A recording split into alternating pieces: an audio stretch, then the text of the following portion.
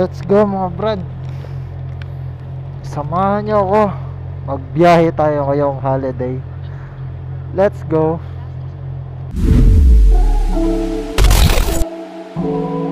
Ayun, currently nandito tayo sa Makati. Papunta tayo ng Skyway. And ngayon ay holiday na, long holiday na mga brad. So, samahan niyo ako, tara magbiyahe tayo. Napanood niyo na ba yung last vlog natin? Ito na yung jacket na yun, oh. Ito na, suotan natin yung sponsored jacket natin mga brad. Ang sarap sa feeling. Although exact fit siya, yan nga lang, problema ko, nasasakal ako.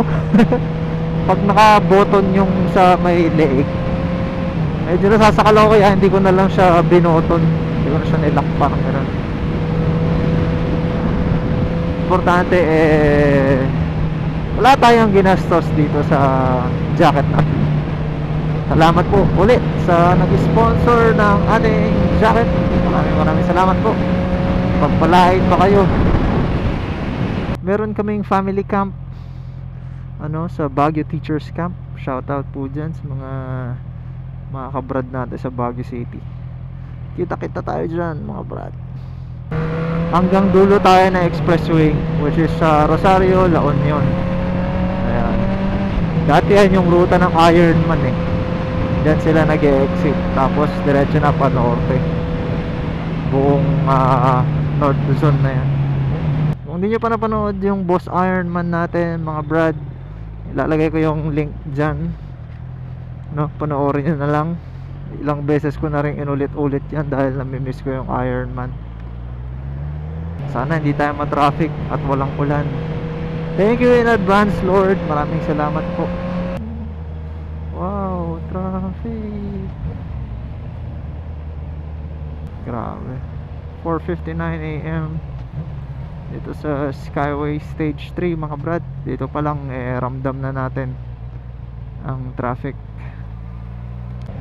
Dami rin mga big barkers naka-GS. Yun, pambira, sinasabi ko eh. Teka mo naman, brad. Hey, pulang-pula. Okay, 5:06 AM.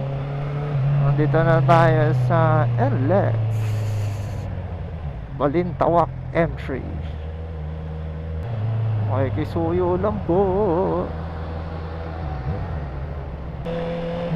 Okay, nakapasok tayo agad at 5:07 AM.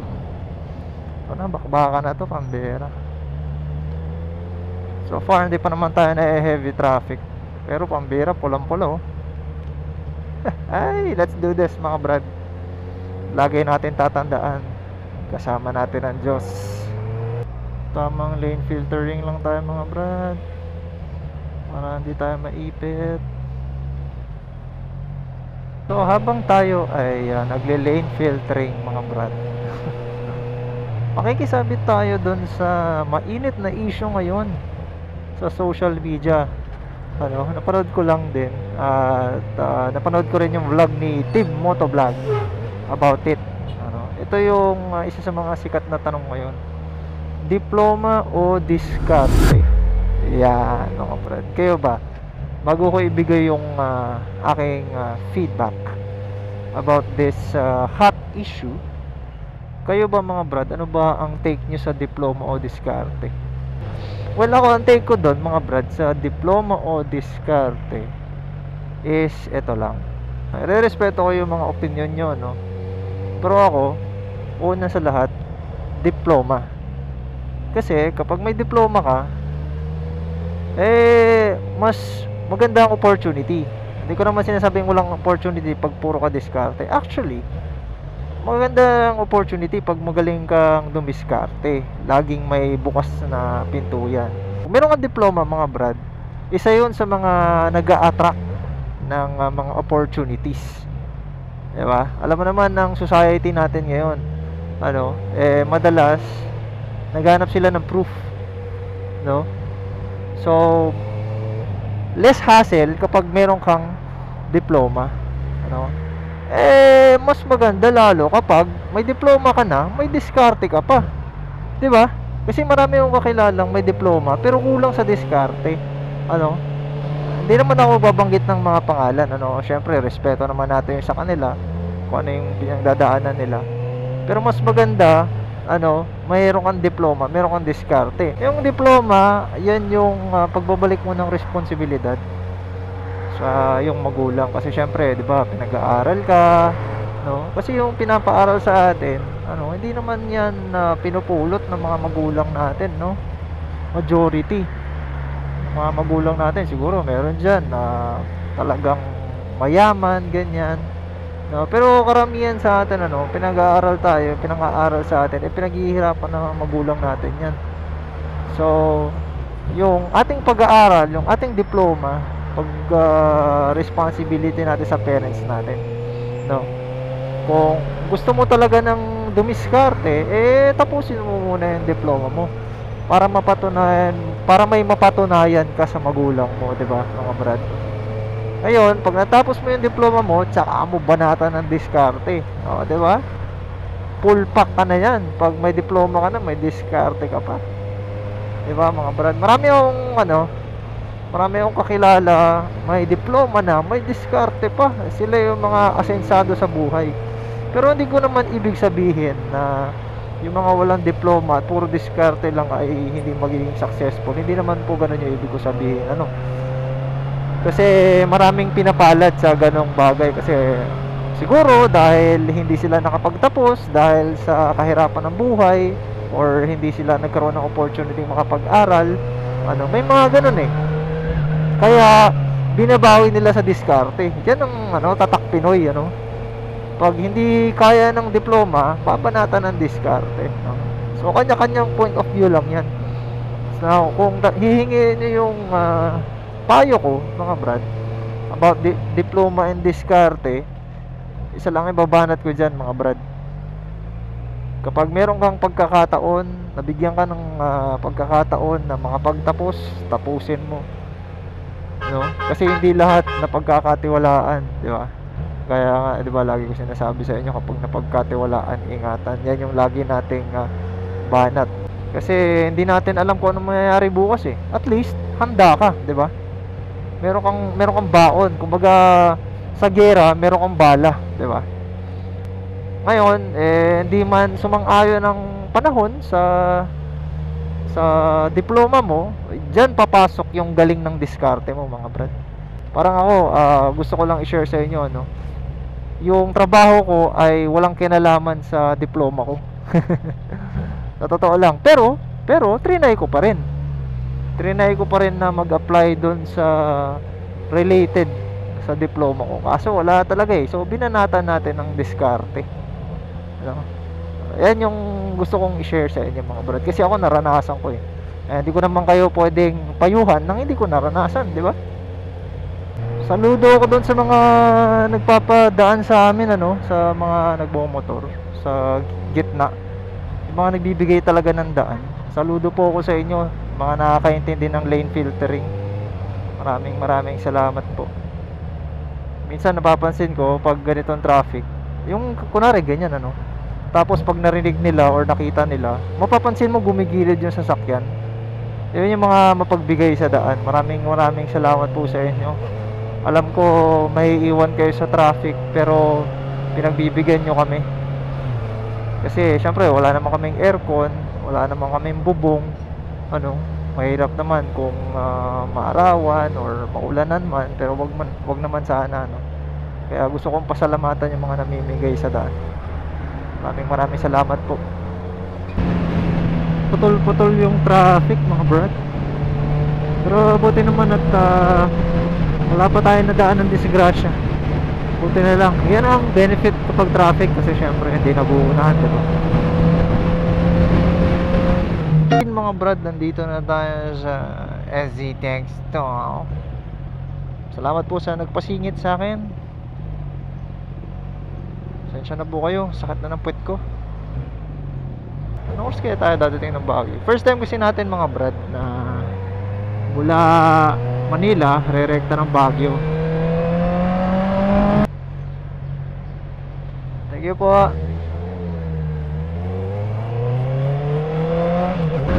7:23, nakapasok tayo ng Tiplex.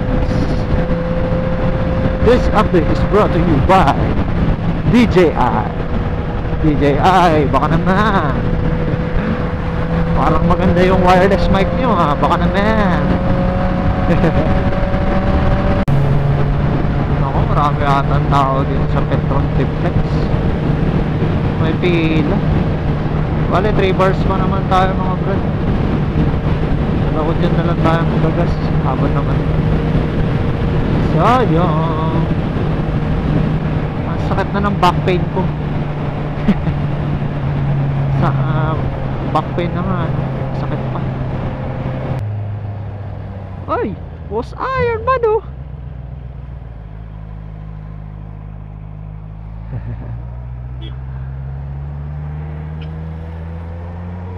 Finisher, Brad.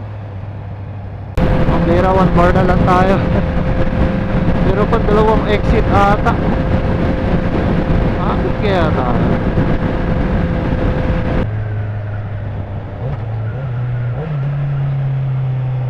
Tingnan natin kung ilang kilometro pa para alam natin kung dediretso tayo. Si Rosario na yung next eh. 8.2. Lapit na. Diretsuhin na natin. Kaya 8.2 kilometers. Let's go. Bira, umabot tayo mga brad. 1 bar. Isang full tank.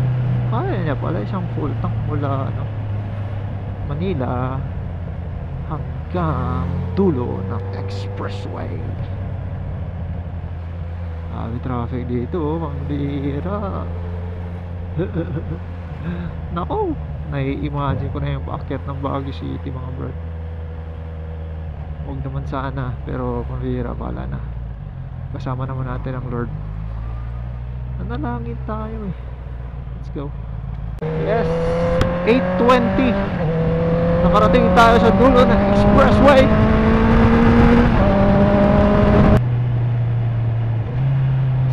Papagas, Petron dito.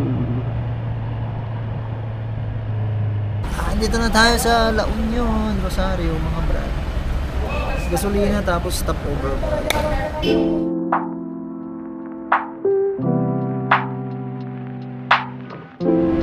Ang daan nga pala natin mga brad ay Marcos Highway. Kasi ginagawa yung daan sa Cannon Road.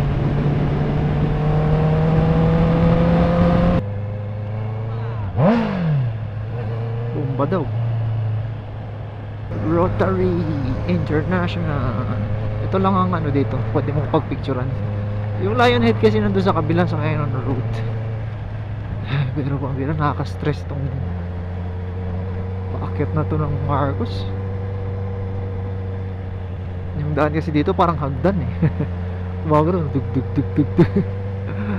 Kawawa suspension dito ng mga sasakyan. Actually nung ginamit ko yung kotse ko dito mga brad, si Alpha, ay akala namin may tama yung suspension, yung pala yung daan lang talaga ang pangit. Ng Baguio City mga brad, nakikita nyo na yung mga bahay-bahay na yan. Tara yung maganda tulay.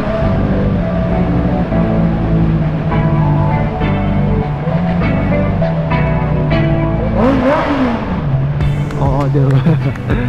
Bomba. Yan o. We're here again. Pero this time naka big bike na. First time ni Tensho dito eh. Ganda.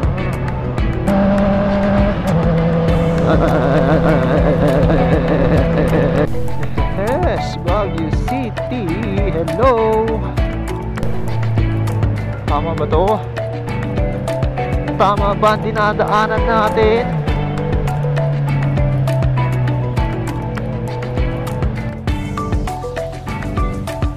Hello sir, pupunta po ako ng teacher's camp dito po. Okay lang po gumanyan. Salamat sir ha.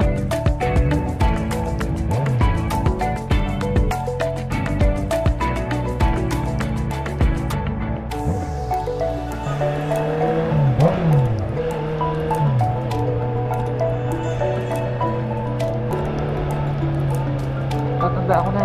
Dito yun.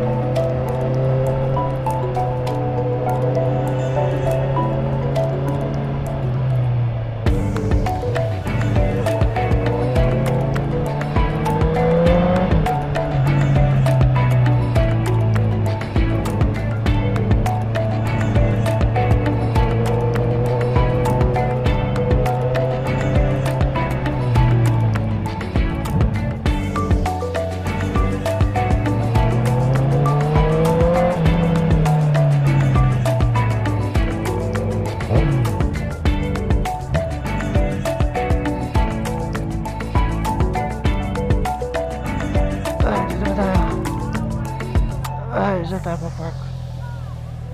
Hi! Yan si Kuya! Tawag mo si Kuya!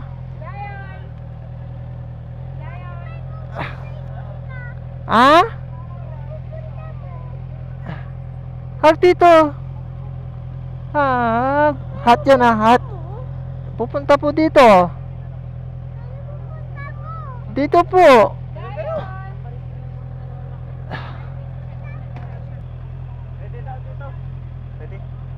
Let's ay, dito na tayo mga brad. Ito, legit na brad natin to. Uy, gabi siya. Naiihina ako. Hey mga brad, andito na tayo. Bagong silid. Hello. Hello.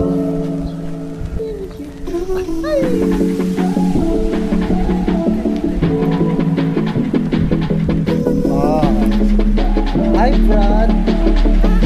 Hi vlog. Hi. Wag tatakbo.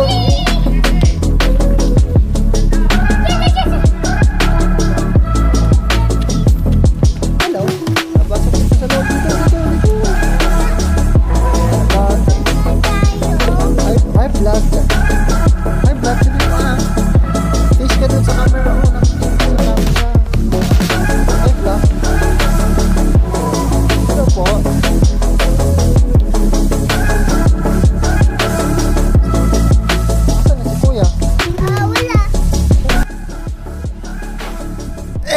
Brad, finally nandito na tayo sa Baguio.